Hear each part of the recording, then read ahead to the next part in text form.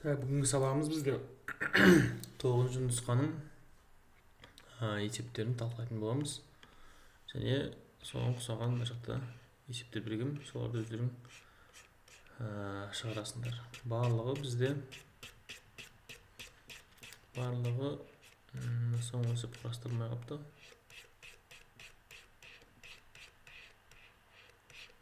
Барлығы 20, 35, 36, 40 есеп екен. Барлығы 40 есептің соңғысы әлі құрастырылып бітпеген бе десем, жоқ, 44 есеп екен барлығы. 44 есеп. Мына соңғы таяда деген есеп бұл әлі құрастырылып бітпеген. Ол енді келесі видеода шықпаса, бұған әлі жоқ. Бірінші есеп. Егер текше көлемі 8 метр куб болатын болса, онда оның толық бетінің ауданын табыңыз дейді. Текшенің көлемі бірінші. Текшенің көлемін қайтып табамыз. Текшенің көлемін А көбейту А деп табамыз. Яғни Аның кубы. Ол тең 8 деген сантиметр куб. А деген мынау текшенің бізде несі? Қыры. Текшенің қыры. Мына жер. Или мына жер А. Кез келген жері қыры. Ол А деп белгілейік. А деп белгілейік. Сонда қай санды бізді 3 рет бір-біріне көбейтсек, қай санның кубы 8 шығады деп ойланамыз. 8 сантиметр куб екен мынау. Ол әрине 2 сантиметр болады. 2 сантиметрді 3 рет көбейтсек бір-біріне, 2 көбейту 2 деп жауабы 8 шығады. Демек, қыры 2 тең екен. Соны білдік. Енді толық бетінің ауданы дейді. Толық бетінің ауданы дегеніміз, мысалы, бер жағы, бер жағының ауданы, оң жағының ауданы, оң жағын қарамен белгіленді. Сосын, так. Мына жоғары жағының ауданы. Тура осы сияқты қызылдың ар жағы бар бізде. Ар жағының ауданы бізге көрініп тұрған жоқ. Қараның қарама-қарсы беті бар. Сол жағы көрінбей тұр, және төменгі жағы бізге көрінбей тұр. Сонда барлығы 1, 2, 3, 4, 5, 6 жағы бар екен кубиктің. Сол 6 жағының ауданын тауып қосу керек. Оның барлығының ауданын бірдей. Тек бір жағын, мына бір жағын тапсақ болды. Мысалы, мен берік бетін табайын. Ол 2, мына жағы. 2 болса, осы екеуін көбейтетін болсақ, мына бер жағының ауданы S тең 2 көбейту 2 тең 4 болып тұр. Демек, оң жағда 4, жоғары жағда 4, сол жағда 4, ар жағы, төменгі жағы, барлық жағы 4 екен. Демек, толық бетінің ауданын табу үшін біз толық беті S, толық бетінің ауданын табу үшін 4-ті қосу керекпіз. Неше рет? 6 рет қосу керекпіз. Немесе 4-ті 6-ға көбейту керекпіз. 4-ті 6-ға көбейту керекпіз. Бізде 4 сантиметр квадрат өресіп қойып, тек қана 4 емес. Оны көбейтеміз 6-ға, тең 24 сантиметр квадрат екен. Бұл бізде есептің жауабы, толық бетінің ауданы. Сонда есеп сіздерге 4 есеп берілген. Тек қана мына жерде сандар өзгерген. Өздеріңіз шығарыңыздар. Мына жерде сантиметр кубы ұқсамай қалыпты.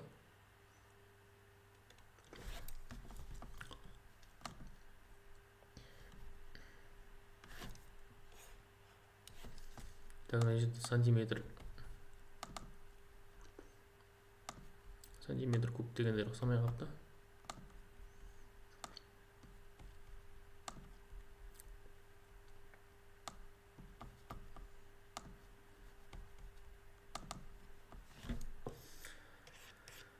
Келесі есеп. Шампунь 150 теңге тұрады. Егер дүкенге жаппай сатылым, распродажа дейміз оларша, жаппай сатылым, яғни 30% жеңілдік болатын болса, онда 10 000 теңгеге қанша шампунь алуға болады? Шампунь өзі 150 теңге тұрады. Ол бізде 30% скидка болады, демек а жағында 70% ғана төлейміз деген сөз. Осы 150 теңгенің 70%-ын табамыз. 70-ке көбейтеміз, 70%-ға бөлеміз 100%-ға. Сонда 105 теңге болады. Шампунь қазір неше теңге болып тұр? 105 теңге болып тұр. Енді 10 мыңды бөлеміз 105-ке. 10 мың теңгені 105 теңгеге бөлеміз.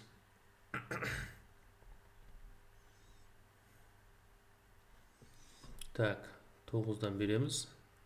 Мыңнан қайырып, 9-да 5-ім 45. 9. Так, мыңнан 945 атайтатын болсақ. 5. 55,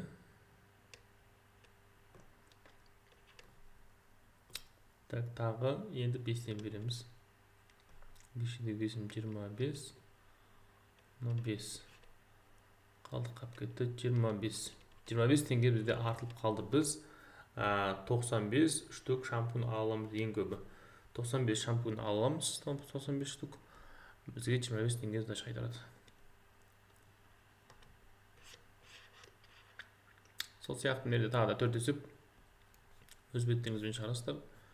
Мына біреуін 20 мың қойын шығасып болсын. Так, біреуі 20 мың болды. Қалғандары 10 мыңнан болып тұр.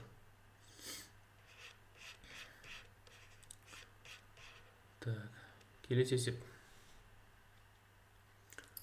Жұмысшылар бір жұмысқа 1200 теңгеден алады дейді. Алды. Егер жұмысшылардың саны 2-ге аз болса, онда әрқайсысы 1500 теңге алар еді дейді. Енді бір жұмысқа белгілі бір ақша берген деп тұр ғой, соны бірнеше адам бөлісіп алады. Мысалы, жұмысшылар саны X болсын. Оны 1200 теңгеден алған үшін біз оның X-ін не істейміз? 1200-ге көбейтеміз. Енді жұмысшылар саны 2-ге азайды. Ол деген сөз X минус 2 деген сөз. X минус 2.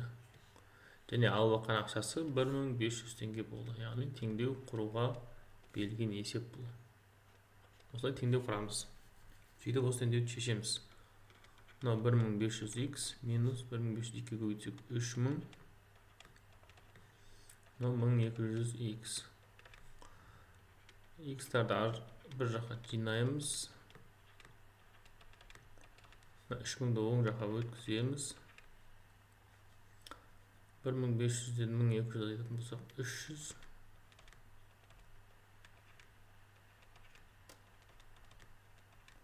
Так, 10 жұмысшылар бар екен бізде. 10 жұмысшы бар.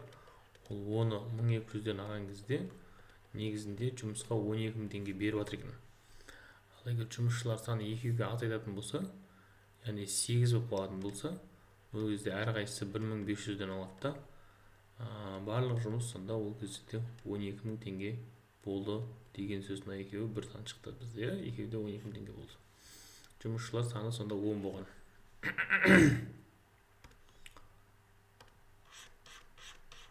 Так, сонда есеп бізде тағы да 4 есеп. 9-шы, 10-шы, 11-шы, 12-шы есептер. Так, келесі есеп.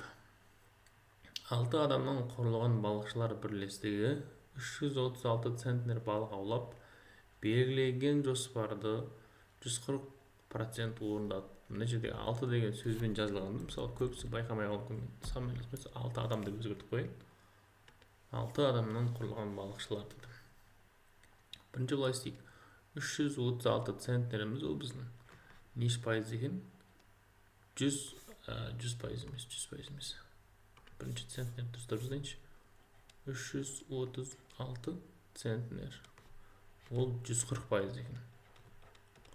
Бізге неш пайызын сұрап жатыр? Бізге егер жоспар бойынша қанша орындау керек десе 100%-ын сұрайтын еді. Бұл жерде жоспар бойынша қанша емес, жоспардан артығын, яғни 40% бізде артық қой. Соны сұрап жатыр. X тең 336 центнер көбейту 40 бөлу 140 деп шығарамыз. Так. Көбейту 40, 140. 96 центнер екен, яғни барлығы алтауы қосылып 96 центнер артық жинаған. Бірақ әрбір мүшесі деген сөз бар да, мысалы бірлестіктің әрбір мүшесі бізде 6 адам болып тұр ғой бір группада. Әрқайсысы қанша артық жинады десе, әрқайсысының долясын табамыз. 96 центнерді бөлеміз 6-ға. Сонда 16 центнер болады, әрқайсысы 16 центнер артық жинаған. Осындай бізде тағы да 4 есеп. 13, 14, 15, 16 дейді.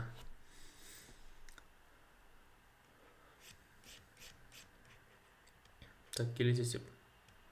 Суретте көрсетілген бірдей 6 шаршыдан құрастырылған. Суретте көрсетілген фигура бірдей 6 шаршыдан құрастырылған. Оның периметр 126 см. Осы фигураның ауданы нешеге тең? Кеше мен оқушылардан байқағаным 126 сантиметрді алады да, олар не істейді? 6-ға бөледі. Бұл өте қате. Өйткені бұл жерде периметрдің қайтып тапты, олар соны қарау керек. Периметр дегеніміз мынау фигураның сыртын өлшеп шықты ғой бізде. 1, 2, 3, 4, 5, 6, 7, 8, 9, 10, 11, 12, 13, 14. Осы 14-ін қосқан кезде бізде 126 шығып тұр. Біз 126-ын демек 14-ге бөлу керекпіз де біз. 14-ге бөлу керекпіз. Сол кезде 9 шығады. Оның әрқайсысы не деген сөз? 9 деген сөз. 9, 9, 9, 9. Осылардың бәрін қосып шыққан кезде периметрі қанша шыққан? 126 шыққан. Енді бізге осының ауданын сұрап отыр. Аудан дегеніміз бір шаршының ауданын тауып көрейік. Осы бір шаршының ауданын табу үшін 9-ға 9-ны не істейміз? Көбейтеміз. Тең 81 болады. Демек, мынау да 81, мынау да 81, мынау да 81, мынау да 81, мынау да 81 деген сөз. Онда мен 81-ді не істеймін? Көбейтемін 6-ға. 8-дегі 6, 48, 6-дегі 1, 6, 486 шығады екен. 486 сантиметр квадрат деп қойсақ болады. Мына жаққа сантиметр квадратты қосатын болсақ, мына жаққа да сантиметр квадратты қосыламыз. Так, келесі 4 есепте мына суретті қарап шығар деп жазып қойыппын. Енді мына суретті кішірейте салайық.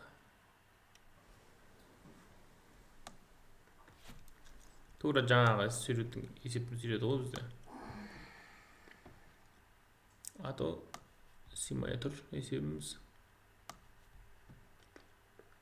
Мына 4 есеп.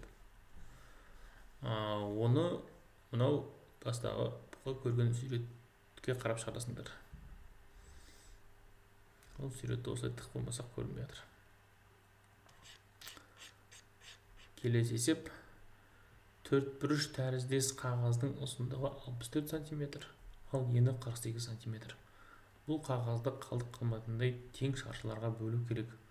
Осы қағаздан өлшемдері ең үлкен болатындай неше шаршы алуға болады? Бұл жердегі маңызды сөз ең үлкен болатындай неше шаршы деп тұр. Просто неше шаршы десе, оның жауабы көп болар еді. Мысалға, мына жерге 1 сантиметр қоятын болсаң, 1-ге 1.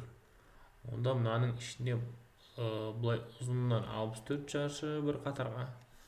64-тен 48 шаршы.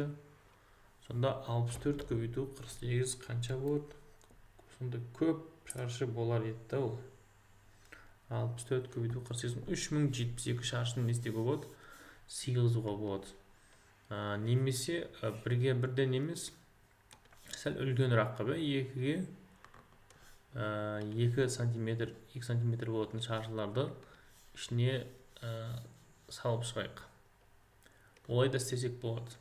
Ол кезде 64 болса, 64 екеуден 64 шығу үшін мына жақ қарай 32 қатар, мына жақ қарай 48-дің жартысы 24 қатар болады.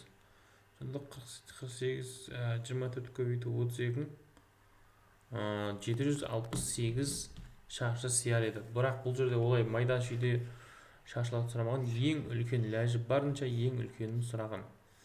Үлкен дегенде де енді мысалға 50 деп қойсақ, 50 деп қойсақ болмайды да. Бұл біріншіден мына жағы асып кетеді, екіншіден мына жағы бос қалып қалады. Тура сол сияқты 10 деп қойсақ та болмайды. Мысалға 8 деп қойсақ бола ма екен? Оны табу үшін біз жаңағы бөлшекте біз 64 пен 48-ді қысқартатын ек қой. Осы екеуін нешеге қысқарады деп ойланатын ек қой. Дәл солай ойлану керек. 64 пен 48-ді нешеге қысқартуға болады? Так, екеуін де 8-ге бөлетін болсақ болады, бірақ 16-ға бөлген дұрыс. 64-ті 16-ға бөлетін болсақ 4 болады, 48-ді 16-ға бөлетін болсақ қанша болады? 3 болады.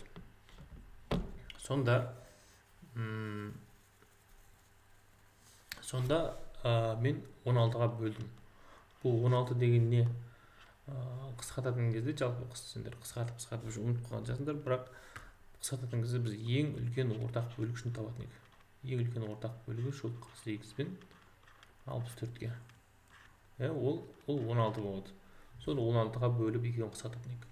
Тура осы жерде бұл жаңағы ең үлкен ортақ бөлгішті табатын есеп болып тұр. Сонда 64-тің біз 4-ге бөлетін болып тұрмыз. Ол 4-ге бөлеміз. 4-ге бөлеміз де әр қайсының ұзындығы 16-ға тең болды. Мына жер 16, мына жер 16, мына жер 16, мына жер 16.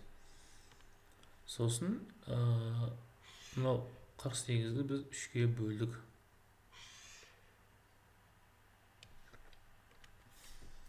Әр қайсының ұзындығы 16. Так, мына 16-лармен. Мына жер 16, мына жер 16, мына жер 16. Осылай тең қылып бөлеміз. Бұл ең үлкен болатындай қылып бөлген нұсқасы да. Сонда не шаршы болды? 1 шаршы, 2 шаршы, 3 шаршы, 4 шаршы, 5 шаршы, 6 шаршы, 7, 8, 9, 10, 11, 12 шаршы болды. Осылай шығарамыз. Мынау 4 есепті. Мына 4 есепті осылай шығарамыз. Келесі есеп біз уже неше келіп қалдық? 24 келіп қалдық. Уақытымыз 17 минут болыпты. Ауданы 25 гектар, 50 гектар, 75 гектар 3 егістік жердің егінін 18 комбайн жинады. Комбайндар егістік жерлердің аудандарының тура пропорционал бөлінді. Бірінші егістік жерді, екінші егістік жерді, үшінші егістік жерді неше комбайн жинады дейді. Бұл енді 6 сыныптың басындағы қатынас қой, берілген қатынаста бөлу деген тақырып шығардық қой біз. 25x қосу 50x қосу 75x тең 18 деп теңдеуді шығарып аламыз. Мына екеуін қоссақ 150x болады, тең 18. X табу үшін 18 бөлінген 150 дейміз. Қысқартып жесек болатын сияқты. Так, екеуінде 6-ға бөлеміз о. Так, 150-ді бөлеміз 6-ға 25. 18-ді 6-ға бөлеміз 3 шығады. Енді әр қайсысын табу үшін мыналарға көбейтеміз. Бірінші 25-ге көбейтеміз. 25-тен 3-ті қысқарып кетіп 3 шығады. Екінші 50-ді бөлеміз. 50-ді көбейтеміз. 25-тен 3-ге ол 6 шығады. Үшінші 75-ті көбейтеміз. 25-тен 3-ге ол 9 шығады. Сонда жауабы 3, 6, 9 деп жазамыз. Енді үшеуін қосып көрсек, как раз 18 шығып тұр. Сөйтіп тексеріп қойсаңыздар болады. Үшеуін қосып көрген кезде 18 шығу керек соңында. Сондай есептер. Так, мына жерде үшеу ғана көрініп тұр. Мына жерде үшеу ғана көрініп тұр. Төртіншісін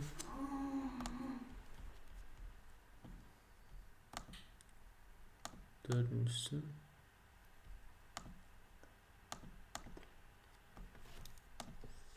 көрінетін қылып қояйық онда төртіншісін.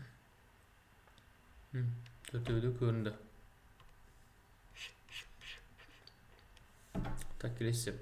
Планда масштабы 1/10 болатын кесіндінің ұзындығы 2 см-ге тең.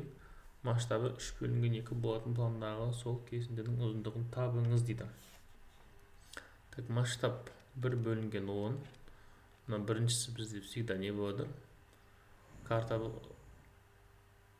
өмірдегі болады. Екіншісі картадағы болады.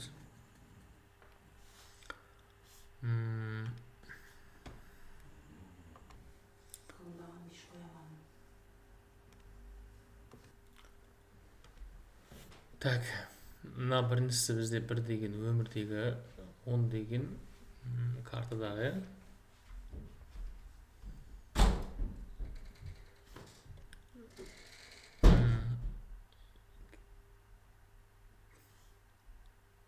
Жоқ, біріншісі 1 деген картадағы болсын, 10 деген өмірдегі болсын. Сонда картадағы размерінен қарағанда өмірдегі размері 10 есе үлкен деп қарайық. 2 см ол бізде картадағысы, яғни пландағысы, бірінші соны жазамыз. Жаққа x тегі осы пропорциямен x табатын болсақ, 20 шығып тұр. 20 см. Одан кейін бізде 20 см деп жазайық өмірдегісін. Жаққа x деп картадағысын белгісіз қояйық. Тура соның төбесіне мына келесі масштаб жазайық. 3/. Так, орындарын ауыстырып жүрдік. Бірінші картадағысын жазайық, x деп. Өмірдегісін 20 жазайық. Бұл жолы x емес басқа әріп берейік, y болсын. Y өмірдегісі 20 см. Масштабымыз біздің 3/2. Енді осы жерден y табу үшін тағы да пропорция 3/20 см. Бөлінген 2 тең болады сантиметр. Мына жерде x-тің қалай шыққанды түсіндірмеппін ғой. X-тің қалай шыққаны 2/20 сантиметр. Ойбай.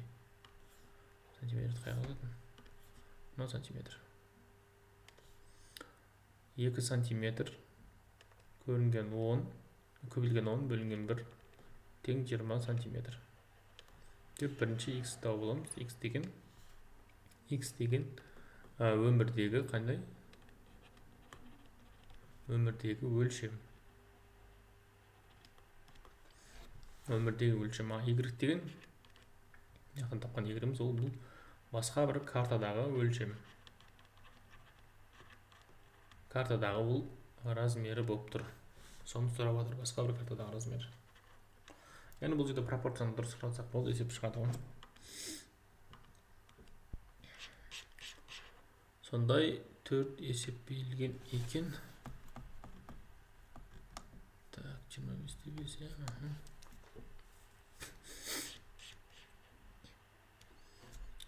Так, бір топ ағаштар қонды дейді. Бірінші ағашқа барлық қарғаның жартысы қонды, екінші ағашқа қалған қарғаның жартысы қонды, үшінші ағашқа қалған қарғалардың жартысы қонды, қалған 3 қарға 4-ші ағашқа келіп қонды дейді. Так.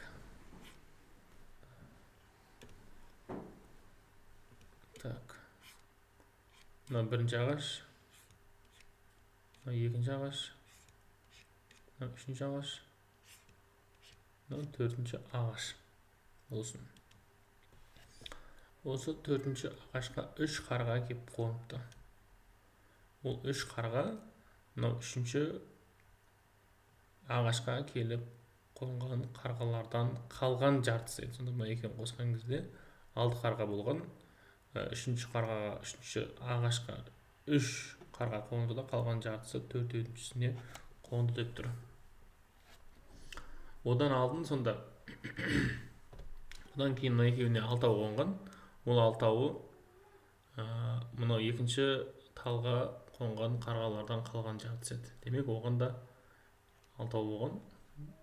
екінші ағашқа 6 қонды, қалған 6-ы уже екінші және үшінші ағашқа келіп, үшінші және төртінші ағашқа келіп қонды деген сөз. Енді бірінші ағашқа қанша қонды? Бірінші ағашқа қанша қонса, қалғандары мына үшеуіне бөлініп қонды, яғни мына үшеуінің қосындысымен бірінші ағаш тең деген сөз. 6 қосу 3 қосу 3 бізде 12 ағаш, біріншісіне 12 келіп қонды. Сонда біріншісіне келіп 12 қонды. Басында 24 болған ғой барлығын қосақ 24 болып тұр. Жауабы 24. Біріншісіне келіп жартысы 12 қонды. Сонда мына жаққа қалған 12-сі ұшып кетті да. Ол 12-нің жартысы екіншісіне қонды. Мына жаққа 6 ұшып кетті. Ол 6-ның үшеуі мына жаққа келіп қонды үшіншісіне. Төртіншісіне одан қалған үшеуі барды деген сөз. Жауабы 24. Сондай мына жерде 3 есеп көрініп тұр. Төртіншісін көрсете салайын. Мына төртіншісі. Так. 1, 2, 3. Мына төртіншісі.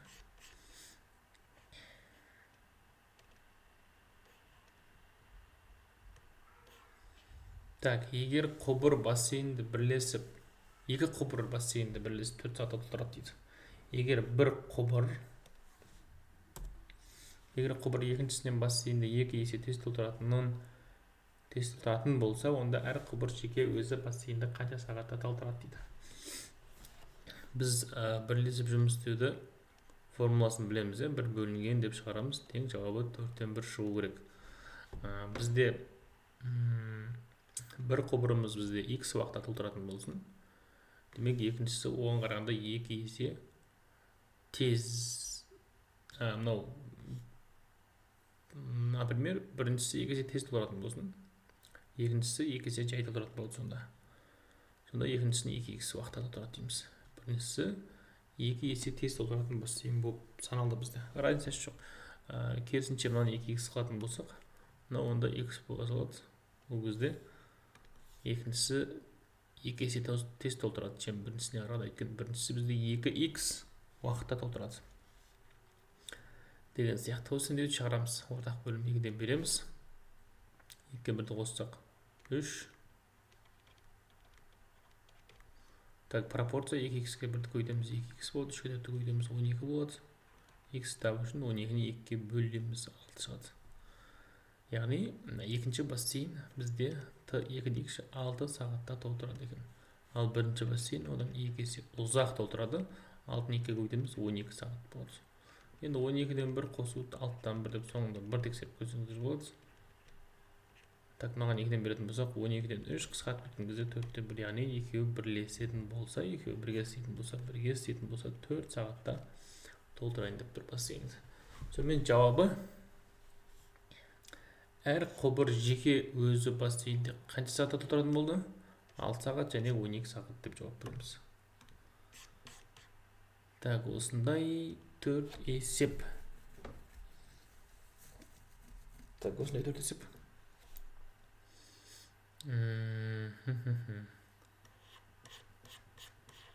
Келесі есеп.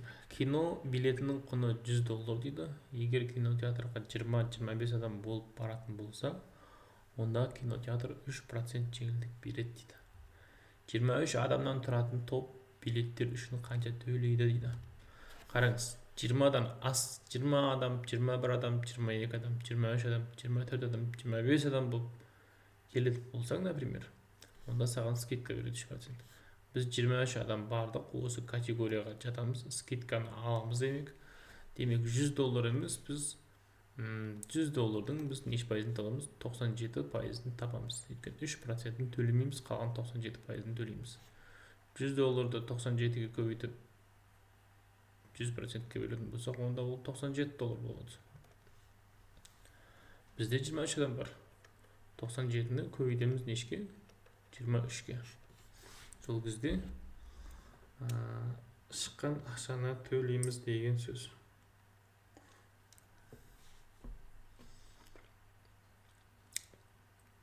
Сонда $2231 төлейді екенбіз. сол сияқты мына жерде 4 есеп. Осымен бұл сабақ бітті. Бұның жалғасын тағы да шығаратын боламыз.